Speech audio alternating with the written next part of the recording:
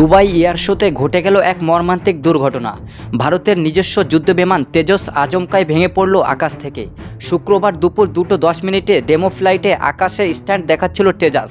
হঠাৎ নিয়ন্ত্রণ হারিয়ে নিচে নামতে থাকে। মুহূর্তের মধ্যে বিস্ফোরণ, বিমান আগুনে পুড়ে যায়, চারিদিকে কালো ধোঁয়াশার কুণ্ডলী। দুঃখজনকভাবে জীবন হারান ভারতের সাহসী পাইলট উইং কমান্ডার নমনাথ সিয়াল। ভারতীয় বায়ুসেনা নিশ্চিত করেছে পাইলট বাঁচতে পারেনি। ঘটনার পরপরই আইএএফ একটি কোর্ট অফ ইনকোয়ারি গঠন করেছে। কিভাবে এই আধুনিক ফাইটার জেট ডেমো ফ্লাইটে ক্র্যাশ করলো তার খোঁজ চলছে। তেজাস হলো ভারতের নিজস্ব প্রযুক্তিতে তৈরি মেক ইন ইন্ডিয়া যুদ্ধবিমান। কয়েকদিন আগেই সোশ্যাল মিডিয়ায় তেল লিক নিয়ে বিতর্ক উঠেছিল, যদিও ভারত জানায় এটা তেল নয়, বরং সাধারণ কনডেনসেশন। এই দুর্ঘটনা শুধু একজন পাইলটের মৃত্যু নয়, ভারতের ডিফেন্স টেকনোলজির জন্য বড় ধাক্কা। আন্তর্জাতিক মঞ্চে তেজাসের পারফরম্যান্স ঘিরে প্রশ্ন উঠেছে, এই ঘটনার আসল কারণ কি? আপনার মতামত কমেন্ট করে জানান। ভিডিওটিতে একটি লাইক শেয়ার করে চ্যানেলটিকে সাবস্ক্রাইব করুন সত্য তথ্যের জন্য।